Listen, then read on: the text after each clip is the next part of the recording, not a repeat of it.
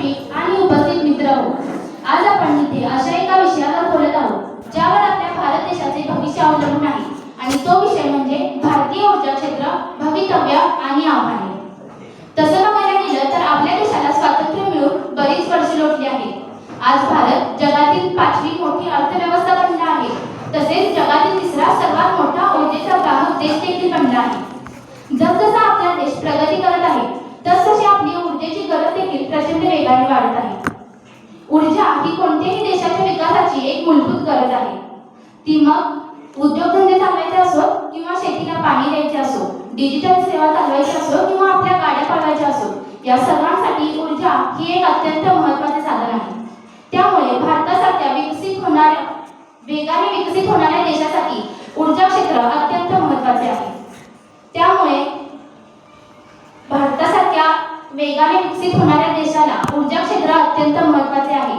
मग आपले ऊर्जा क्षेत्र नेमके कुठे आहे, त्याचे भविष्य कसे असेल आणि आपल्यासमोर कोणत्या आव्हानांचा डोंगर आहे, हे सर्व समजून घेणे आपल्यासाठी आवश्यक आहे. जसजशी भारताची लोकसंख्या आणि विकास वाढत आहे तसतशी ऊर्जेची भूक देखील प्रचंड वेगाने वाढत आहे. वाढत्या लोकसंख्येमुळे आणि औद्योगिकीकरणामुळे भारतात विजेची मागणी खूप वेगाने वाढत आहे आणि हीच विजेची मागणी पूर्ण करण्यासाठी भारत सौर ऊर्जा, पवन ऊर्जा, जलविद्युत ऊर्जा आणि अणु ऊर्जा यांसारख्या स्वच्छ ऊर्जा स्रोतांकडे वाटचाल करत आहे. इतकेच नव्हे तर जगातील मोठमोठ्या सौर ऊर्जा प्रकल्पांपैकी काही ऊर्जा प्रकल्प भारतात देखील उभारले जात आहेत. आजवर आपण कोळशाद्वारे आणि खनिजांद्वारे आपली ऊर्जा गरज भागवली, पण आता काळ बदलतोय. भारताने आता स्वतःसाठी एक मोठे ध्येय ठेवले आहे, ते म्हणजे 2030 पर्यंत आपण आपल्या एकूण ऊर्जेपैकी 500 गीगावॉट ऊर्जा निर्माण करण्याचे उद्दिष्ट ठेवले आहे. तसेच सन 2070 पर्यंत नेट झिरो गाठण्याचा आपला ऐतिहासिक संकल्प आहे. आज भारत सौर ऊर्जा आणि पवन ऊर्जा या क्षेत्रात जगभरात वेगाने पुढे जात आहे. आज आपल्या भारत देशात घरांवर बसवल्या जाणाऱ्या सोलर पॅनल्स पासून ते मोठमोठ्या फ्लोटिंग सोलर प्रकल्पांपर्यंत सर्व स्तरांवर काम सुरू आहे. आता फक्त परदेशातील जीवाश्म इंधनावरील अवलंबित्व कमी करून भारतातच हरित हायड्रोजन आणि स्वच्छ ऊर्जेचे पर्याय शोधले जात आहेत. मित्रांनो, हे भविष्य जितके सुंदर दिसते तितकाच त्याचा प्रवास आव्हानांनी भरलेला आहे. आज आपण ऊर्जा गरज कोळशाद्वारे भागवली जाते. आज आपली ऊर्जा गरज प्रामुख्याने कोळशाद्वारे भागवली जाते, ज्यामुळे प्रदूषण आणि कार्बन उत्सर्जनाचे मोठे आव्हान भारतासमोर उभे आहे. म्हणून मला म्हणावेसे वाटते की वीज बचतीची कास धरूया, कोळशाचा वापर कमी करूया. पर्यावरणाची समस्या सोडवून प्रदूषण आपण दूर पळवूया. सूर्य नेहमीच चमकत नाही किंवा वारा नेहमीच वाहत नाही. म्हणूनच तयार झालेली सौर ऊर्जा आणि पवन ऊर्जा साठवून ठेवण्यासाठी मोठमोठ्या बॅटऱ्या आणि सौर पॅनेलची आवश्यकता आहे, ज्याची भारताकडे अजूनही कमतरता आहे. हे सौर पॅनेल आणि मोठमोठ्या बॅटऱ्या तयार करण्यासाठी भारताला दुर्मिळ खनिजे आणि साहित्य यांची आवश्यकता आहे. पण ते साहित्य आपल्या भारतात अजूनही उपलब्ध नाही. त्यासाठी आपल्याला इतर देशांवर अवलंबून राहावे लागते.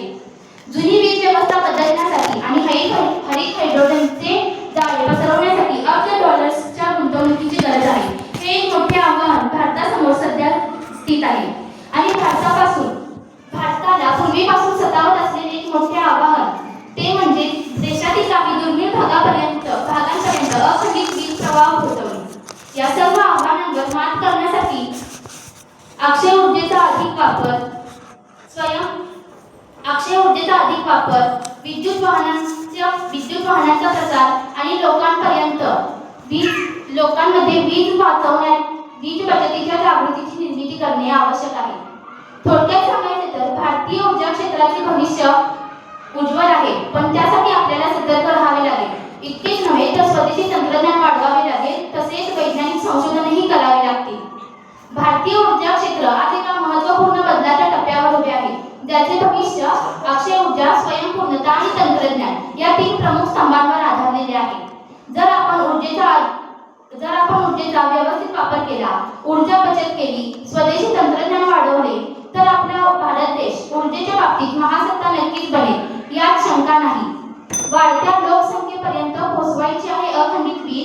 वाढत्या लोकसंख्येपर्यंत पोहोचवायचे आहे अखंडित वीज आणि वाढत्या लोकसंख्येपर्यंत पोहोचवायची आहे अखंडित वीज. निसर्गाची हानी न करता शोधायचे आहे बीज. तसेच पर्यावरण जपा, ऊर्जा वाचवा, पर्यावरण जपा आणि भारताच्या उज्ज्वल भविष्यासाठी हातभार लावा. तुम्ही सर्वांनी माझे भारताच्या ऊर्जेबाबत काही विचार ऐकून घेतले त्याबद्दल मी तुम्हा सर्वांचे धन्यवाद आभारी आहे. आत्ता गिगावॅट हा शब्द आला का भाषणात? 1 गिगावॅट म्हणजे किती मेगावॅट शब्द वापरला आपण. गिगावॅट 2030 पर्यंत किती ऊर्जेची गरज आहे, किती गिगावॅटची? मग 1 गिगावॅट म्हणजे किती मेगावॅट?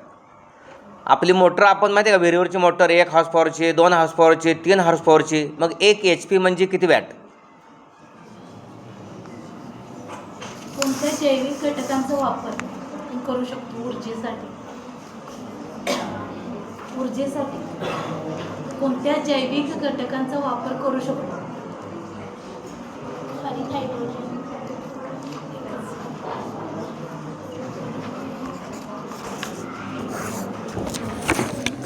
ठीक आहे, नाही 3 झाले.